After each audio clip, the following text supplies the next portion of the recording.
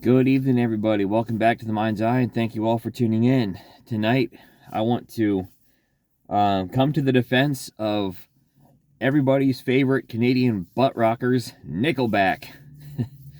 All joking aside, I do think that Nickelback is one of the most overhated bands out there. They're not my favorite band in the world, no, but I think they're a lot closer to being a band that I really like as opposed to being a band that I really dislike. And I thought the best way to go through and kind of share what it is I like about Nickelback, at the same time tackling what it is I don't like about Nickelback, is just go through and give an overview of my opinion of all their albums. So that's what I'm going to do, and I'm going to highlight the things I think they do really well and the things that keep me from becoming a fan of this band. So, starting off, I got thinking about Nickelback because one of the pages that pops up on my Facebook feed posted a happy birthday to Chad Kroeger a few days or weeks ago or whatever it was. And they asked, what song do you think of when you see Chad Kroeger? And despite all the overplayed radio hits that Nickelback has, I think of what I think is their best song, which is Because of You, which is a straight up banging heavy rock track. And I'm not ashamed of it. That song is freaking amazing. And I would say to anybody who laughs at Nickelback and whatnot, who has never heard that song, at least go check that song out, because that song is a banger. So that got me listening to Because of You, and that's one of those songs that I listened to it once. I gotta listen to it a dozen times to get my fill of it. So that kind of got me thinking about Nickelback again for the first time in a while. Good, bad, or indifferent, Nickelback was one of the biggest bands, if not the biggest band, throughout the 2000s. I grew up as a teenager in the 2000s, so I was in middle school, high school in that decade. So they were all over the place when I was at that point in my life. There was a short period of time where I did try to get into them, and it was because I got tickets to go see them with Breaking Benjamin, because at the time I loved Breaking Benjamin. So my parents got me tickets, and I decided before the concert that, maybe I should try to get into Nickelback and see what they're all about. And that's kind of where it started. I picked up a few Nickelback CDs, and, that's where we are right now. So I just want to go through their albums and whatnot. I figured this would be the best way to tackle the subject. Starting with their very first album. It was Curb, released in 1997, I want to say. It's okay. I mean, it's nothing special or spectacular. There's a couple of decent tracks on there. There's a song called Detangler that I quite like. One or two other songs that were pretty good. There was a song called Fly or Flying, something to do with flying, I think. That was an alright track. But other than that, it's just sort of forgettable. Nothing to write home about. The production's not very good. It could have been worse, but at the end of the day, it's really nothing that I think is really going to jump out at, nothing's going to jump out at me for sure. Their second album, released in, I want to say 1999, it's called The State. I've seen a lot of people who really like this album. For me, again, it's got two songs that kind of stand above the rest of the pack, that being Breathe and Leader of Men. The rest of the album, to me, is just not particularly memorable. I think the production is a little bit better than it was on Curb, but still not great. It just winds up being an album that I think does not really resonate with me. Doesn't stick with me, not particularly memorable. Again, not bad, not horrible by any means, but still nothing that I think would really get me to come back too often. So their third album, released in 2001, Sober Side Up, which spawned their first really big hit, How You Remind Me. This album, I think, is actually quite good. Sounds great. The production is really good. All the tracks are good, which is the only time that I'm ever going to say that about a Nickelback album. I think all the tracks are good. It was in my top 5 for 2001. I think I placed it 4th or 5th. And a lot of good stuff. I really love Never Again. How You Remind Me is really good. Woke Up This Morning, Too Bad. Just For. Where Do I Hide is a really cool deep cut as well. whole album is pretty darn solid. So, I mean, if you're into giving, you know, early 2000s alternative rock, or, you know, AKA butt rock, as it's been known, is it's been called lately, you know, I go ahead and give that album a shot, because I think it's actually a pretty decent album. Um, Next up, 2003's The Long Road. This was the first Nickelback album that I ever bought. It was not the new album at the time, because All the Right Reasons had already been released by the time that I got this album. But I think that when this album is good, it's really good. So some really banging tracks like Because of You, which is just a banging song. Love that track to death. Flat on the Floor is another one that is really it's short. It's only like barely over 2 minutes, but it's a banger. It's pretty heavy, pretty cool riffs. And that's one thing I gotta say about Nickelback. The guitar playing is really good. I mean, it's not Eddie Van Halen. It's not, you know, Jimmy Page or anything like that, but it's solid for the kind of music that they do. It's solid, and I think they are really good riff writers. They have a lot of good riffs in their songs, and I think that's my favorite part about Nickelback in many ways, is the riffs. Really cool riffs, and they're solid musicians too. Chad Kroeger is maybe not technically a good singer, but I think he has a voice that really serves what Nickelback does well. He can put some power and some oomph behind those tracks. So I think he definitely does the job well. In my opinion, he's a better vocalist than he is a lyricist. My problem with Nickelback, and many times, is the lyrics. They're not particularly good. Every now and then, Chad Kroeger pens some decent enough lyrics, but I think for the most part, when you don't notice the lyrics that much, is pretty much when they're their best.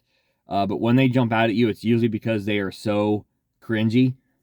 And that trend starts on The Long Road. Songs like Figured You Out, which is just so cringe. It's, to me, not listenable. Feeling Way Too Damn Good is not. It's another song that I don't think is very good. I never could get into like Should Have Listened either. I don't think that one's like a raunchy sex song, but I didn't really care for it that much. There's like another one or two on that album that I was not crazy about.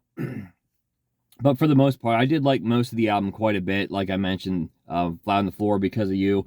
I even like Someday. I don't really get Someday and How You Remind Me, to me, they don't sound the same. I don't know. They sound like they're from the same band, sure, but they don't sound like the same exact song. I mean, I think I could pick out... Honestly, me personally, I think Someday and Photograph sound a lot more similar, but that, again, that's just me, maybe.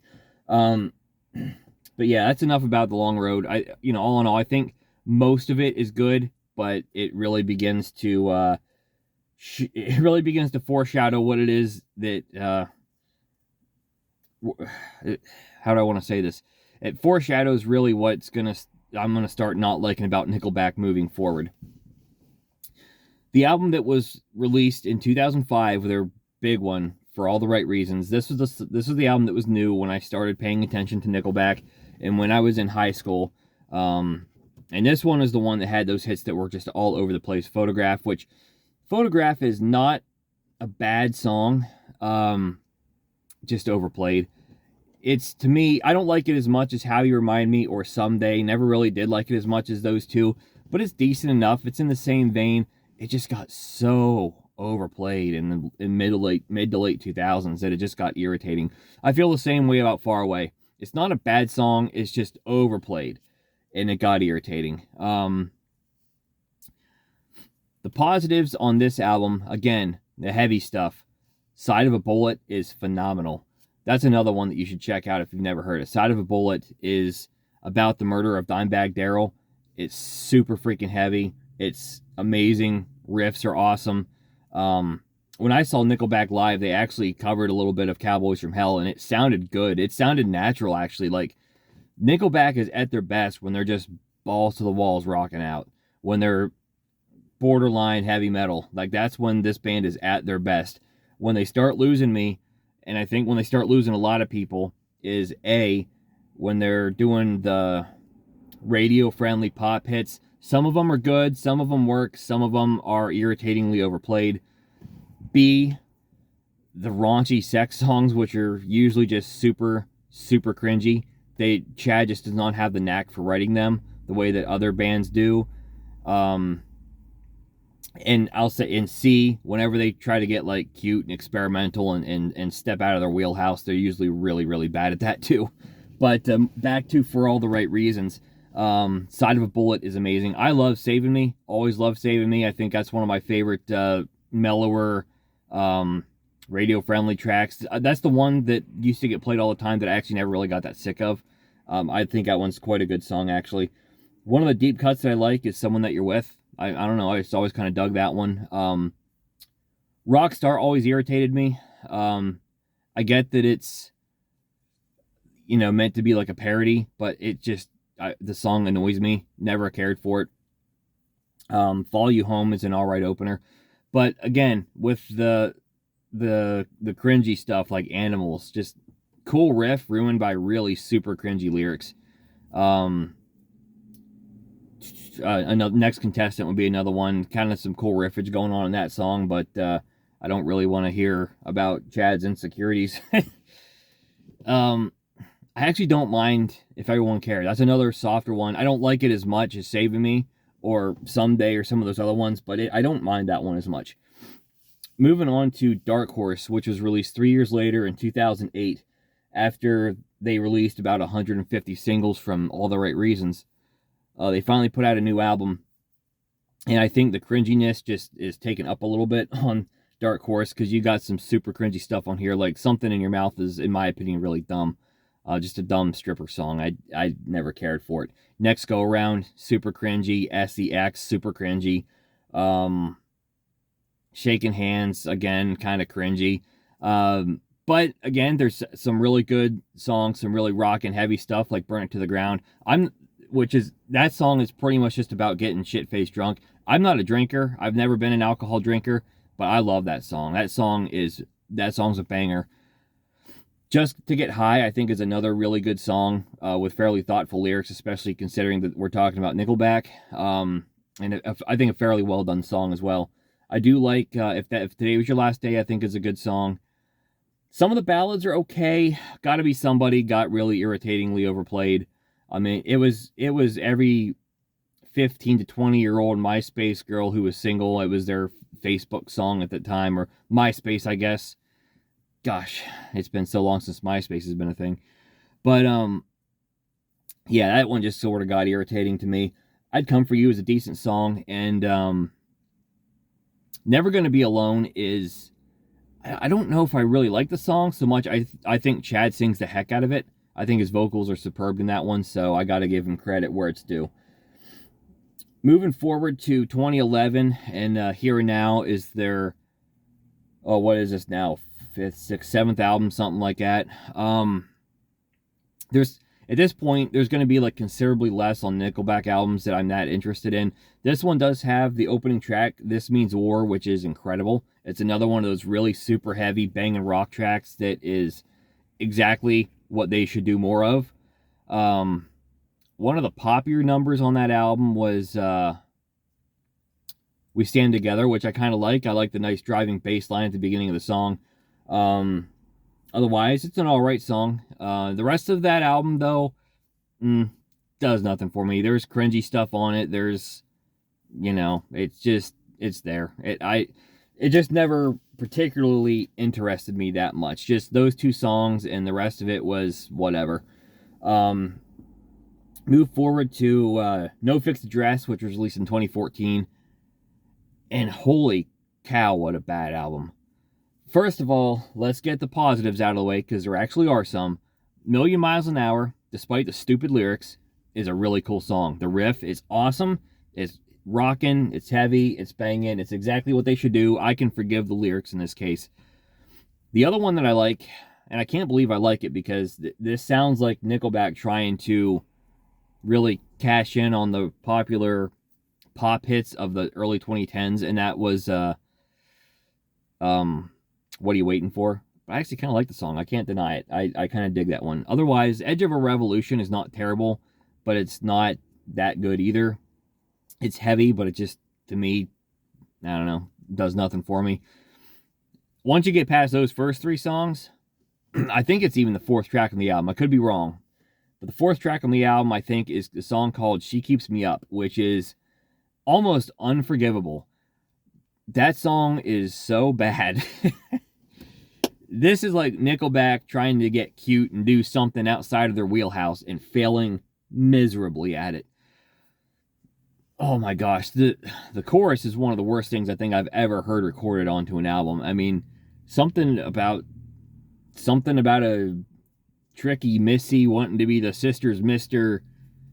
I think there's a reference to Coca-Cola in there somewhere. It's not good. And then she keeps me up. And if I remember correctly, I think the video was like them playing at a prom or something. It's like so laughably bad.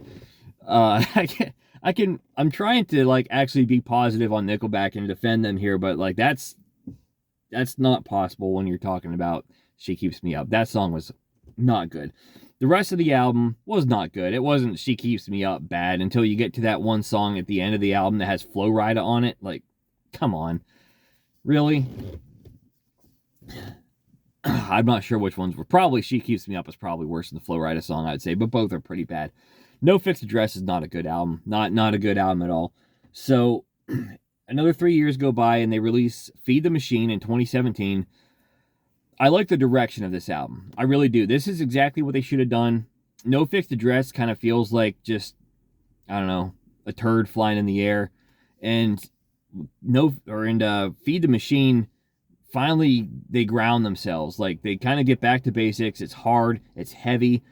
My issue with the album is it kind of goes back to the first 2 albums.